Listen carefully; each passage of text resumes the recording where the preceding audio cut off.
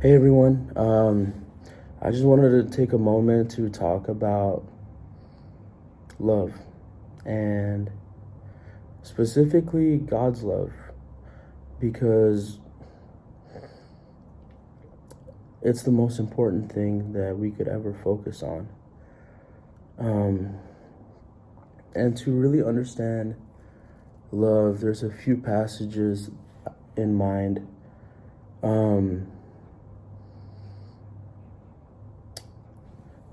For example, 1 John 4:8 says that God is love, like he is what love really is. And the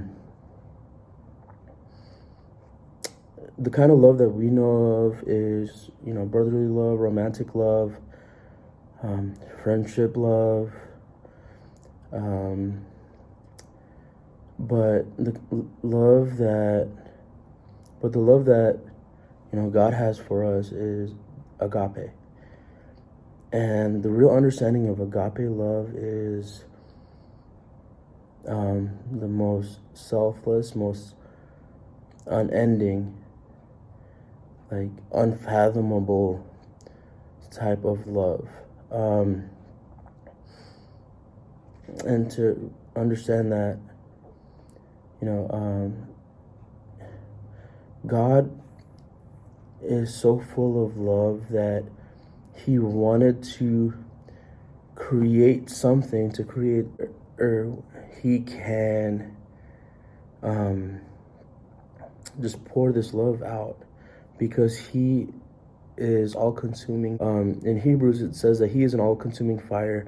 1 John 4:8 says that he is love in itself. And then when we go back to Genesis chapter 1, verse 26, it says, "And God said, let us make man in our image and in our likeness." To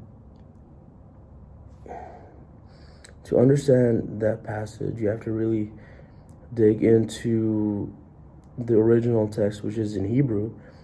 The word image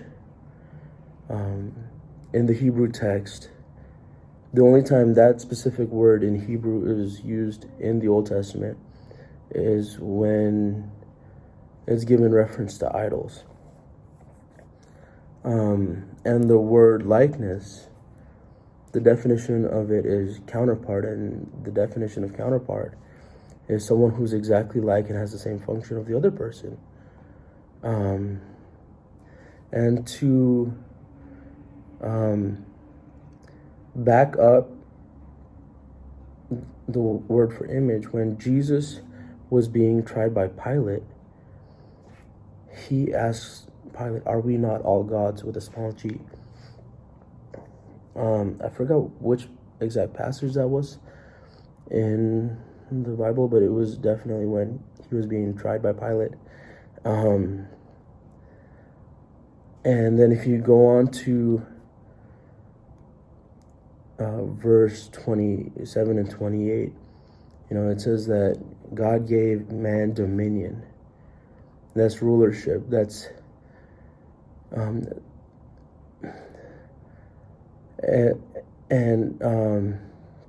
rulership, and that's rulership, and to take care of everything that's on the earth. And then it goes on to say to fill the earth and subdue it. In the Hebrew text, to fill the earth in Hebrew, God is saying to consecrate the earth. So what is the whole point of consecrating the earth? Consecrate means to make holy, because God is such a holy God. Anytime he goes anywhere, whatever is not of him gets consumed, because he is a holy consuming fire.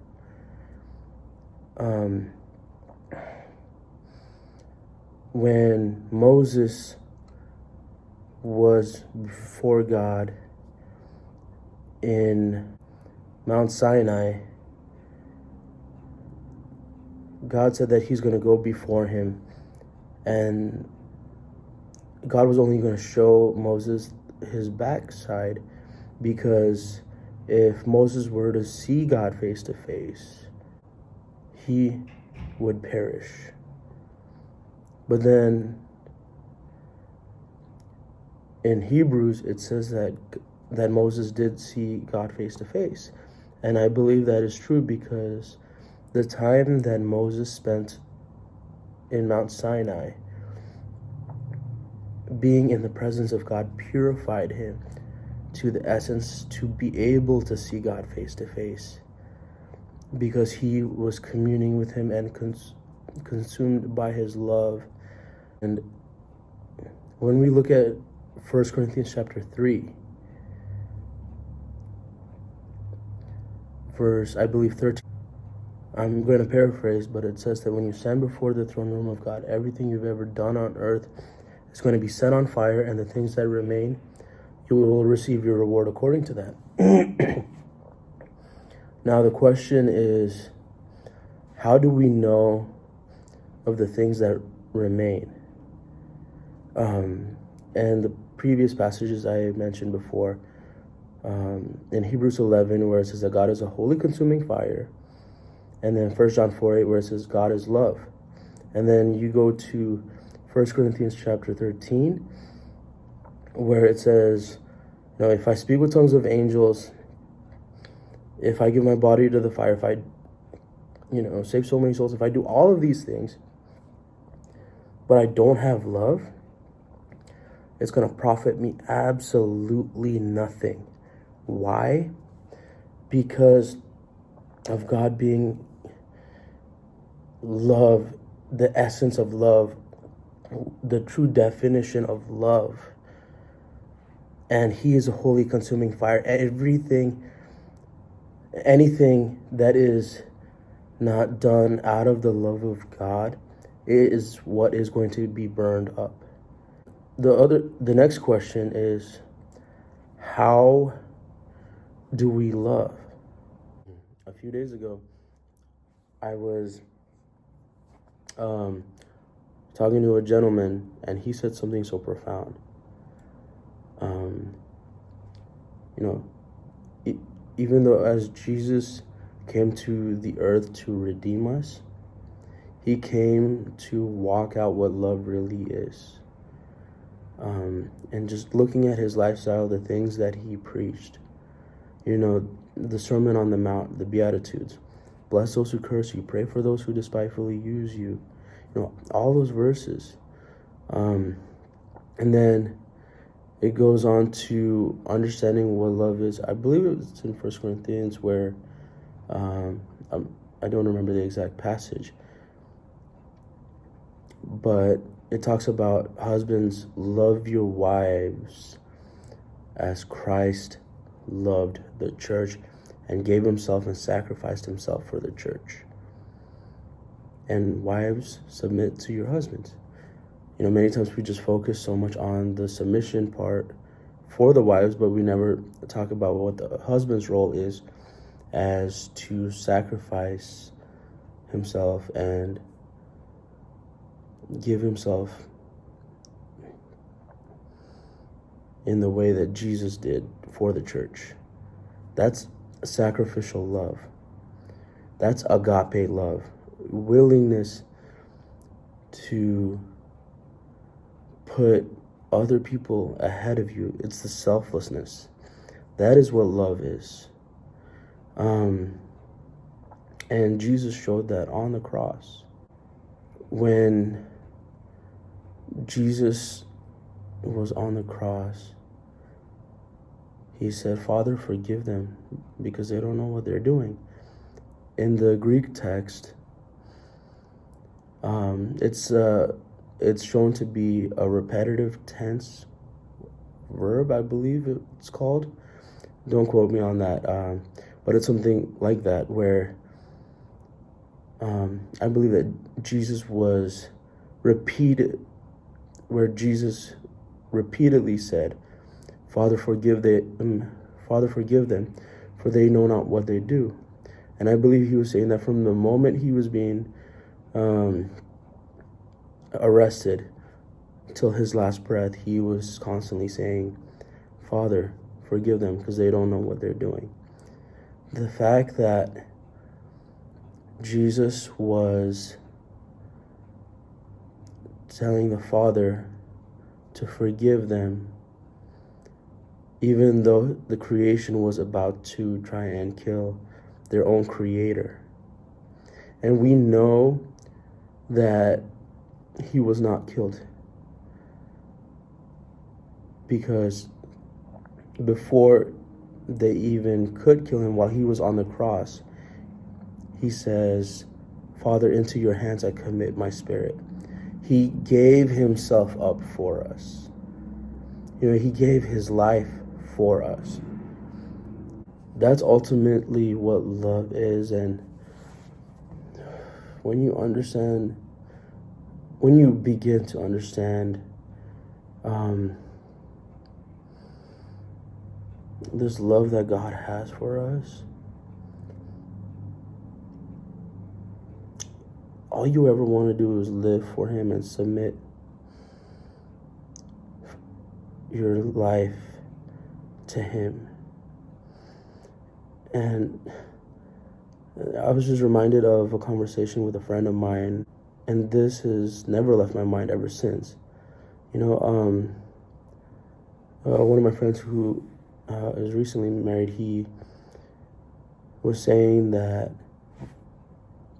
when you give yourself and you sacrifice yourself and you love your wife in that depth, your wife will gladly submit to you because she sees the love that you have for her. And it's the same thing with us and Jesus.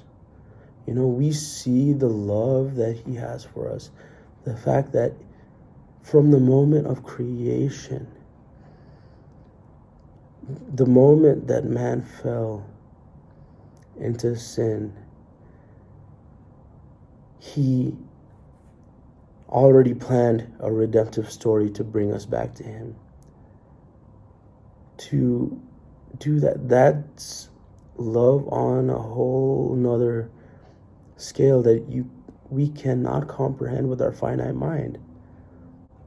Man, do you not know the love of God, especially the love of the Father?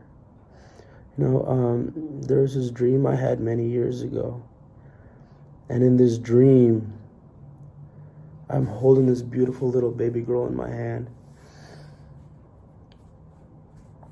And in the dream, all of this love just started pouring out onto this little girl, from me to who I believe was my daughter in the dream. And just a side note, I don't have any kids, but I believe that this, in my dream, that this is my future child. But I'm looking at her, and I'm just pouring my love out on her. I'm telling her, no matter what, I'm gonna love you with everything I have, with every ounce of my strength. I'm gonna love you to my last breath. I'm gonna provide for you to my very last cent. No matter how many times you're fussing and crying, or how many times I have to change your diaper, I'm gonna love you so much more.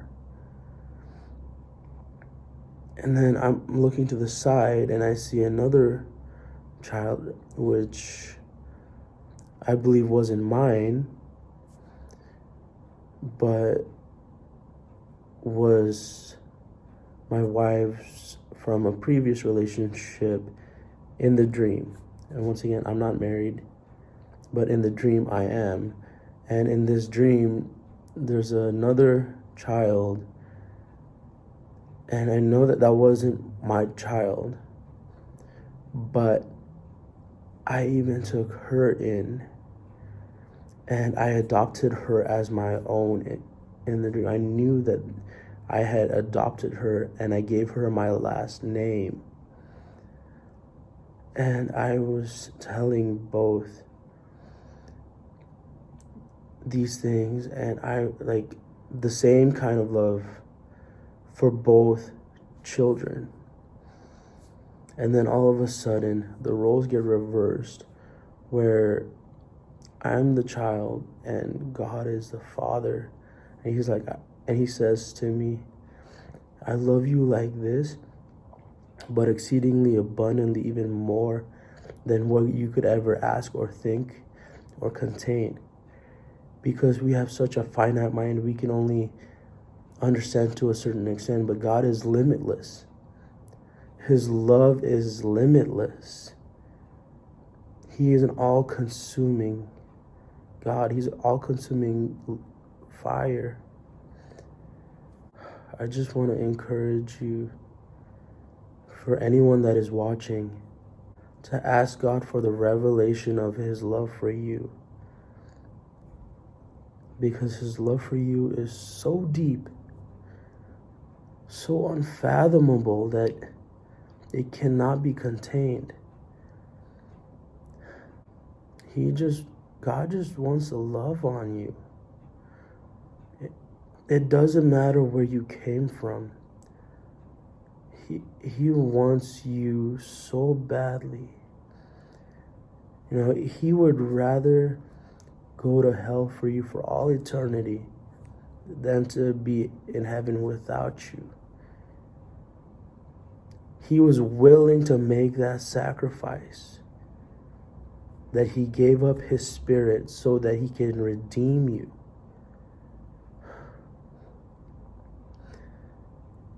With that kind of a love, I don't want to do anything else except for serving my God, my King.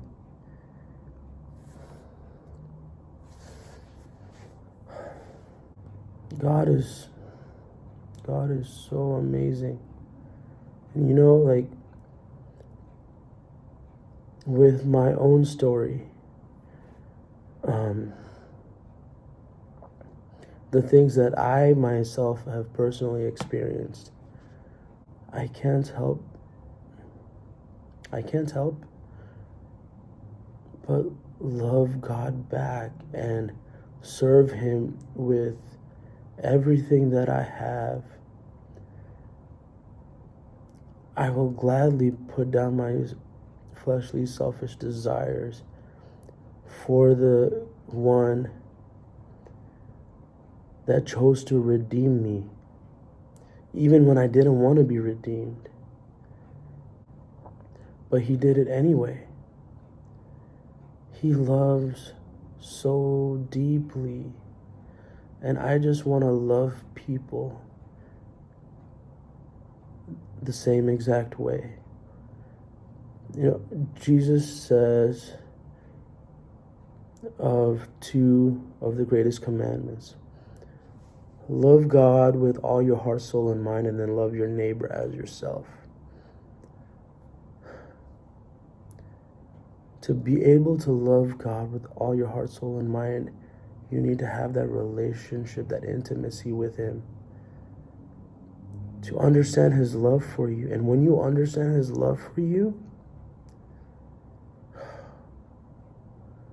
man, all you want to do is love God back. And the thing is, you cannot love your neighbor if you can't even love yourself. And the thing is that in order for you to be able to love yourself is to understand His love for you. So when you love God And when you understand his love for you and you're able to love God back because of it, you're able to understand your identity and the love he has for you and the love that is created for yourself. And in return, as you love yourself, you're able to give what you have and love your neighbor as yourself. How deep is that? Oh man, God is so good.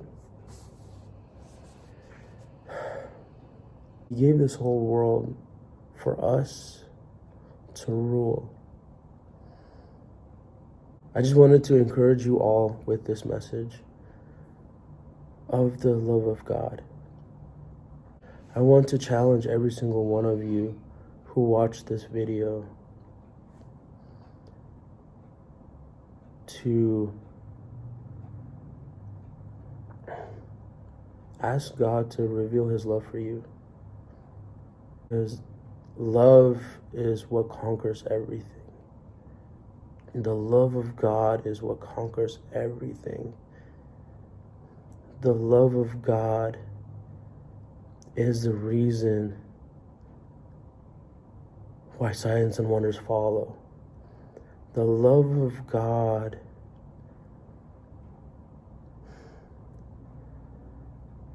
is the most amazing thing in the world. The love of God is God himself. The love of God is God himself. He is love. God bless you guys and have a beautiful day.